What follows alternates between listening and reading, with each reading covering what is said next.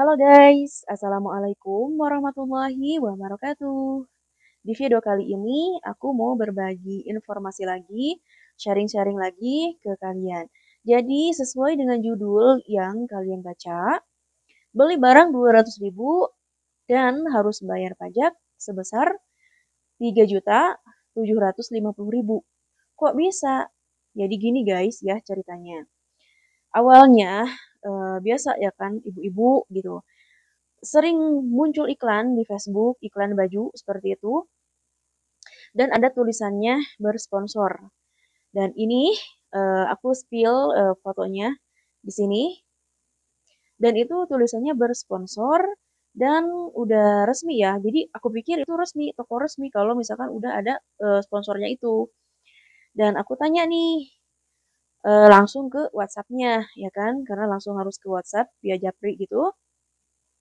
Terus aku tanya ini berapa gitu dan si penjual ini kan udah ini ya ready stock katanya berarti biar barangnya sudah ready dan awalnya sih aku cuma nanya aja gitu terus awalnya terus aku nggak ingin beli sekarang maksudnya itu baju anak guys gamis untuk anak nanti aja deh dan aku cerita nih ke suami pengen beli ini buat anak gitu dan kata suami pas besoknya lagi nih singkat cerita dia nanya lagi gitu kan jadi nggak belinya kalau mau mah pesan aja gitu nah dikarenakan ada dukungan dari suami seperti itu ya udah aku teh langsung pesan weh hari Jumat kalau nggak salah malam ya malam di sini malam aku pesan entah malam atau siang aku teh lupa hari Jumat kalau nggak salah ya hari Jumat terus direspon ya katanya belinya dua guys karena satu gamis itu harganya 100.000 dan aku nggak bertanya-tanya dong ini kiriman dari mana soalnya ongkirnya kan murah ya nggak sampai 30.000 gitu hanya 23.000 mungkin saja itu kiriman dari Jakarta karena aku udah biasa beli online itu dari Jakarta dari Solo aku pernah gitu dan tidak ada masalah dan hari Sabtunya aku pesan aku udah ini ya udah hari Jumatnya udah aku pesan hari Sabtu pagi di sini pagi dia itu ngechat lagi guys katanya jadi nggak belinya gitu seperti itu dan kalau selama aku beli di online nggak pernah deh ditanya seperti itu sama penjualnya kan kalau misalkan mereka udah ngasih nomor rekening mereka tinggal nunggu resinya datang gitu resinya aku kirim gitu itu enggak nanya dan aku kirim ke suami seperti ini dan suami bilangnya mungkin pengen tahu aja jadi apa enggaknya oh ya udah gitu terus suami teh langsung weh ditransfer gitu nah udah ditransfer nih hari Sabtu udah ditransfer pas hari Minggu ada SMS via WhatsApp katanya paketnya isi chattingnya seperti ini. Dan isi chatnya seperti ini guys. Ini namanya Heru Pambudi. Maaf, ini atas nama Gofar. Ini ada paket isi baju anak. Saya bilang iya, terus saya kirim nomor suami. Hubungi nomor ini. Dan karena saya teh lupa kalau hari ini suami teh mau ke pesantren mau menjenguk anaknya. Dan saya kasih nomor kakaknya karena kan itu tempatnya di kakaknya juga. Nah, eh orangnya bisa dihubungin gak? Aku bilang gitu, bla bla bla. Terus dia jawab gini, saya Heru Pambudi, salah satu petugas bea cukai di Bandara Jakarta. Dan saya nggak ngerti dong maksudnya apa gitu. Saat ini kami sedang mengadakan pengecekan barang di semua jasa pengiriman baik JNT, JNE maupun kantor pos karena sering adanya laporan tentang penyelundupan barang-barang ilegal. Terus, saat ini kami cek barang Anda, ini tidak ada surat PPN-nya. Kami mau tanyakan, Anda beli barangnya dari mana? Seperti itu. Terus dia ngirim foto ini ya, foto seperti ini. Tanyakan apakah ada surat PPN-nya.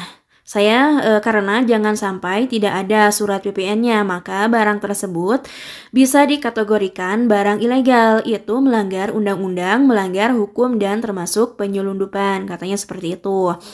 Silahkan tanyakan sama penjualnya, nanti konfirmasi dengan saya kembali di nomor ini.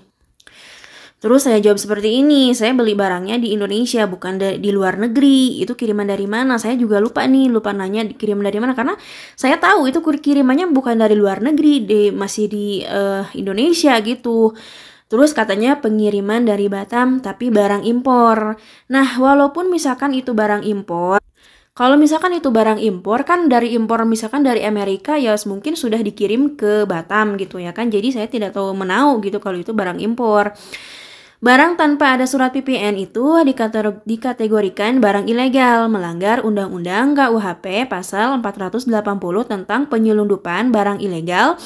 Dan ini memang apabila diproses hukum bisa dituntut kedua-duanya, baik pembeli maupun penjual. Penjual bisa dituntut, pengedar dan pembeli pun bisa dituntut sebagai penadah, seperti itu. Tapi karena ini belinya secara online, maka kami pun juga ada kebijakan, ada alternatif, ini bisa diselesaikan baik secara hukum maupun secara kekeluargaan. Saya jawab, jadi saya harus gimana begitu. Untuk secara hukum itu nanti kami akan kirim surat panggilan atau kami bisa jemput langsung ke alamat masing-masing untuk mempertanggungjawabkan hal ini di pengadilan karena memang sudah ada barang bukti berupa barang dan nama alamat. Jadi ini saya kirim ke mana? Ke penjualnya. Ini saya screenshot dari penjualnya itu. Terus nanti saya bahas dan lanjut. Dan untuk secara kekeluargaan, kami bisa bantu loloskan barangnya yang pasti siap membayar biaya penerbitan surat PPN sebesar 3.750.000. Nah, saya kaget dong, ini sebanyak ini, padahal barangnya cuma 200.000. Jadi saya menunggu kejelasan apakah Anda mau secara hukum atau secara kekeluargaan. Karena apabila sudah masuk dalam proses hukum, walaupun mau bayar ratusan juta rupiah, itu tidak bisa dibantu lagi, katanya gitu. Saya jawab, belinya cuma 200.000, harus bayar pajak 3.750.000. Buang aja Pak, aku bilang gitu, buang aja gitu ya. Ini bukan masalah harga barang ini, masalah pelanggaran hukumnya. Kalau memang tidak ada kejelasan, maka mohon maaf kalau kami proses hukum. Silahkan tunggu surat panggilannya. Terus aku kirim nih nomor yang menjualnya, si penjualnya, dan saya langsung diblokir dong sama dia. Nanti ya aku bahas. Itu nomor penjualnya Pak, aku bilang gitu. Kedua-duanya akan diproses. Terus maaf, waktu kami juga terbatas karena apabila sudah masuk dalam proses hukum, walaupun mau bayar ratusan juta rupiah itu tidak akan bisa dibantu lagi. Dan dia menghapus pesan ini, dia mengirimkan foto ya, kartu nama dia.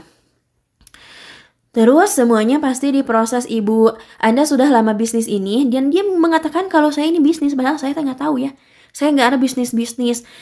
Dan saya bilang gini, bisnis apaan? Itu baju buat anak saya. Ngapain saya kerja jauh-jauh ke luar negeri kalau saya punya bisnis? Anda bisnis baju anak barang ilegal ya? Ngomongnya seperti itu. Dan ini saya kirim screenshotnya yang baju saya yang mau beli itu. Nah ini guys, permasalahannya. Dan ini belinya seperti ini. Nih, nomor rekeningnya ada, harganya 200.000 karena satunya saya belinya 2. Jadi 100.000 satunya, ongkirnya 23.000 karena ke Cianjur. Dan saya bilang seperti ini, nanti Anda jelaskan di pengadilan, tidak usah menghubungi saya lagi, seperti itu. Saya bilang seperti ini, saya TKW alias pembantu, saya bilang gitu. Jadi, seperti ini ya cara kerja pihak bea cukai, karena dia marah-marah gitu guys, ngotot gitu. Terus dikarenakan saya ini penasaran ya, penasarannya kalau misalkan nomor rekening, kalau misalkan ngasih nomor rekening pribadi, otomatis dia itu penipuan. Kalau ngirim nomor rekening perusahaan, berarti itu benar. Dan maaf guys gangguan. Dan dia nanya, dan ini dia menghapus pesan lagi. Ini adalah nomor rekening guys. Nomor rekening nanti saya akan cantumkan nomornya, dan namanya juga saya akan cantumkan. Dan dia nanya lagi nih, sudah transfer katanya gitu. Sabar Mbak, lagi gangguan. Saya jawab seperti itu karena saya udah tahu nih. Karena ini saya sudah sudah menghubungi tempat pengaduan bea cukai. Jadi saya sedang nunggu jawabannya, dan dia SMS lagi. Karena tidak ada kejelasan, maka mohon maaf kami proses hukum saja. Si bapak nggak sabaran amat. Nah ini saya udah tahu nih, udah ada jawaban dari pihak dari bea cukai, karena kata bea cukai itu penipuan, itu bohong gitu. Nah saya kayak gini nih. Sabar pak, nyari pinjaman dulu, uangnya belum ada, lagi minjem ke kakak dulu, belum ada jawaban seperti itu. Pak, saya malah diblokir sama penjualnya, gimana mau lanjut atau gimana ini? Saya nggak mau dipenjara, saya ngomong seperti itu karena pengen mancing aja. Yang jelas tidak ada penyelesaian kami proses. Ngotot guys. Nah, seperti itu isi chattingnya dan aku pernah bikin video menghimbau, bukan menghimbau ya, mengingatkan gitu kan untuk semua para TKW, para semuanya gitu kan, semuanya kalau misalkan ada orang, ada yang mengatasnamakan pihak pegawai bea cukai, terus meminta meminta bayar pajak itu, untuk bayar pajak gitu, yang nominalnya sangat besar dan via Japri. Jadi maksudnya jadi nomor rekening pribadi gitu. Itu adalah penipuan, guys. Kalau misalkan itu benar dari pihak bea cukai, itu akan SMS-nya itu akan datang via email dan tidak akan sengotot itu dan tidak akan ada ancaman-ancaman pidana dan pasti akan merincikan apa ini bla bla bla bla dan pasti tidak akan setinggi itu guys karena barangnya juga cuman berapa sih 200.000 kan cuman 200.000 terus itu kan bukan kesalahan saya juga gitu guys ya dan nggak tahu lah ini salah siapa gitu kan karena nggak ngerti gitu terus nomor rekening pribadi kalau memang dari bea cukai pasti nomor rekeningnya juga nomor rekening perusahaan guys nggak japri gitu aku sudah ada kok udah ada informasi aku kasih informasi ke kalian videonya di scroll aja ke bawah itu pasti ada ternyata sekarang aku yang kena tipu guys karena suami juga nelpon ke suami marah-marah katanya jadi ngotot gitu terus suami bilang ke aku kayak gini ini katanya profilnya Babinsa aku pikir itu tukang kurir gitu aku nggak sampai lihat profilnya karena aku kan sambil kerja gitu ya kan guys jadi nggak sempat melihat profilnya oh ternyata ini ada tentara sama pegawai-pegawai bea cukai gitu nggak ngerti apa pusing lah itu pusing terus aku tuh sambil kerja apa ya namanya teh kaget gitu kan masa harus bayar seperti itu dan dan aku gegabah sih aku gegabah untuk membeli barang karena aku tuh jarang guys ya jarang beli online di Facebook dan baru kali ini gitu kemarin beli Al-Quran jadi bagus gitu ya kan ada gitu barangnya ini baju mau coba ternyata penipuan biasanya kalau aku mau beli-beli itu lewat Instagram guys ya bukan lewat Facebook jadi pokoknya hati-hati aja untuk semuanya ya jangan sampai kena tipu kita udah capek-capek kerja ya kan kena tipu seperti itu dia itu mau ngobrol tadinya kan mau nelpon via WhatsApp itu dan mungkin kalau misalkan aku ngobrol aku nelpon gitu mungkin aku kena hipnotis guys ya karena ngotot gitu dia menggampangkan untuk bayar aja gitu dan gak jelas gitu kan bayar aja kan itu uang 3 juta itu kan banyak ya kan untung aja aku tadi ingetin untung aja gitu kan suami juga ngomong itu penipu dan suami juga ngomong mungkin ke teman-temannya di sana ya itu nipu jadi makanya aku teh rada lega dan aku juga langsung ngehubungin ke bea cukai ke tempat pengaduan bea cukai dan responnya langsung cepat gitu kan makanya alhamdulillahnya belum terjadi apa-apa sudah ada respon dari pihak bea cukai itu adalah penipuan jadi untuk kalian semuanya hati-hati karena bea cukai ini sekarang lagi rame-ramenya guys ya lagi rame-ramenya karena banyak barang-barang gitu kan, barang-barang PMI yang tertahan di pelabuhan dan sampai sekarang berbulan-bulan sampai ada yang setahun belum dikasihkan ke keluarga, barangnya belum ada gitu kan, belum terkirim. Entah itu masih di pelabuhan, entah itu mungkin sudah disita atau dimusnahkan, nggak tahu ya, wallahu alam deh. Dan kalau mau kirim barang juga sekarang hati-hati ya karena takutnya takutnya disita lagi atau tertahan lagi di pelabuhan. Dan ini juga ada video chattingan aku sama penjualnya. Jadi kalian harus hati-hati ya, jangan sampai kena tipu seperti aku ini. Ini chat saya ke penjualnya, jadi saya screenshot terus dikirim ke penjualnya. Terus maksudnya apa ini? Saya bilang gitu. Terus sebentar bisa hubungi saya Kak untuk bicarakan langsung ke owner kami. Terus begitulah jawaban saya. Terus dia nelpon karena memang nggak bisa angkat telepon ya kalau di WA itu, kalau di Arab Saudi nggak bisa karena harus ada kunci VPN-nya guys, aplikasi seperti itu. Bisa nggak bisa Kak owner yang mau bicara langsung katanya. Jadi dia ownernya langsung yang mau ngomong katanya. Batam barang impor, makanya owner mau jelaskan agar tidak salah paham. Begitulah, dan saya juga tidak terlalu bertanya-tanya waktu itu karena saya udah biasa saya beli online guys. Baru kali ini juga ada kena tahan di bandara barang kami.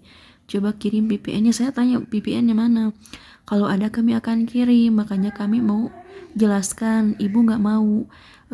Saya bukan nggak mau ya, memang saya nggak bisa telepon lewat WA. Kenapa Bu? Soalnya ownernya langsung mau jelaskan. Dan saya bilang Saudi nggak bisa telepon lewat WA. Terus saya tanya seperti itu. Jadi gini Ibu, silakan Ibu konfirmasi ke pihak bandaranya bahwa barang ini memang tanpa surat VPN.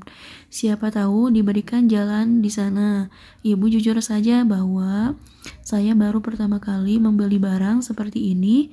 Nanti apapun konfirmasi dari pihak bandara silakan hubungi saya kembali Ibu, begitu. Dan ini saya memang ditelepon tapi nggak bisa, memang menghubungkan nggak bisa jawab. Terus saya screenshot lagi nih dari sana, saya bilang tanggung jawab. Terus iya Ibu, silakan Ibu untuk membayar yang secara kekeluargaan itu, daripada nanti ini diproses hukum. Mau Ibu dimanapun pasti akan dijemput masing-masing. Bukan saya saja Ibu pun akan dijemput juga. Jadi setelah Ibu nanti membayar secara kekeluargaan, ini nanti Ibu kirim bukti surat PPN resminya ke WA saya, sertakan dengan nomor rekening pribadinya Ibu. Uangnya akan kami kembalikan. Terus ini pesan ini yang saya hapus. Saya bilang gini, enak aja lu gitu. Saya harus bayar hampir 4 juta ya kan, cuman beli barang 200.000. Iya Ibu, berapapun biaya pengeluaran yang Ibu nanti keluarkan, di sana akan kami gantikan. Ibu jangan kasar-kasar bicara seperti itu. Ibu kalau memang mau mengurus masing-masing, ayo kita urus masing-masing. Ibu, tapi biaya nanti Ibu siapa yang gantikan kalau mau urus masing-masing. Makanya saya bilang seperti itu. Ibu, itulah enaknya. Ibu kalau kita menelpon bicara langsung, tidak via chat seperti ini, pasti ada kesalahpahaman. Terus aku bilang gini, ya udah kirim uangnya yang 3 juta itu baru saya urus gitu. Ibu yang harus bayar di sana dulu. Ini masalah kan bukan masalah sendiri-sendiri. Ini adalah kita berdua. Ibu nomor 1, Ibu yang dihubungi langsung oleh pihak bea cukainya. Kami ada kebijakan di sini. Silakan Ibu membayar dulu di sana. Nanti totalkan berapa pengeluaran Ibu untuk mengurus ini. Kirim nomor rekening pribadinya.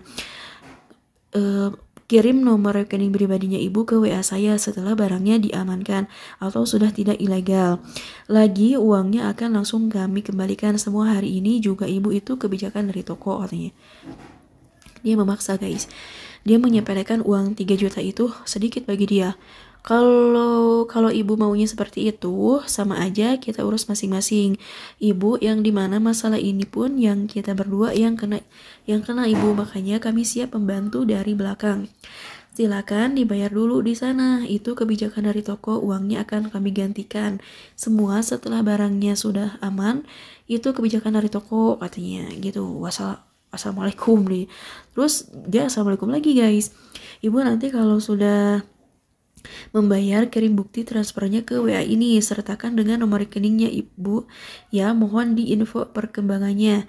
Ibu bagaimana? Karena kalau tidak nanti kalau ada penjemputan jangan salahkan kami, katanya gitu. Dan ini nggak jelas nih maksudnya toko apa, ini nggak jelas. Maksudnya ibu jangan salahkan kami pihak toko kalau ini langsung diproses hukum ibu, karena kami di sini siap bantu ibu dari belakang.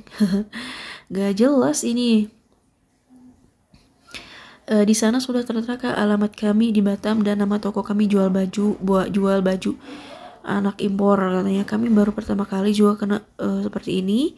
Ibu kemarin itu aman-aman aja. Kalau misalkan saya mengangkat telepon ya guys ya, mungkin saya akan kena hipnotis itu. Untung saya nggak bisa telepon, nggak bisa angkat telepon. Dari kemarin aman-aman aja ibu katanya. Saya rugi loh, emang ya rugi. Baru kali ini juga kami kena. Pokoknya ibu berapapun kerugian yang ibu untuk mengurus ini, nanti totalkan saja semuanya, seperti itu. Dan saya bilang gini, bisa dipertanggungjawabkan gak ini? Nanti kalau sudah kirim bukti pembayaran ibu ke WA ini, sertakan nomor rekeningnya, dia seperti itu. Saya siap bertanggung jawabkan semua. Asalkan masalah ini selesai, bukan sombong ibu, ini kebijakan kami, berapapun biayanya akan kami kembalikan. Ini saya kirim screenshot dari itu ya, dari chat penipu itu. Apakah ini bukan penipuan? Kenapa saya harus kirim uangnya ke nomor rekening pribadi? Andaikan nomor dari cukai mungkin nggak bisa diurus, makanya nomor pribadi itu setahu saya bu, dia bilang gitu. Intinya bu, nanti biaya pengeluaran ibu totalkan aja, kami siap gantikan semuanya. Ibu mau lanjut ke proses hukum atau mau diselesaikan secara kekeluargaan? Kalau secara hukum kita urus masing-masing. Dan ini dan ini chat-chat saya ini udah tahu gitu kan, udah tahu dia penipu karena udah ada balasan dari pihak bea cukai. Saya nanya kan, jadi ini nih jawabannya, maksudnya nipu gimana ibu? Terserah ibu mau diurus atau tidak, tapi jangan salahkan saya kalau pihak bea cukai betul-betul datang ke alamat ibu. Dia ngomong kayak gini, terus dia langsung ngeblokir guys, dan itu benar-benar penipu.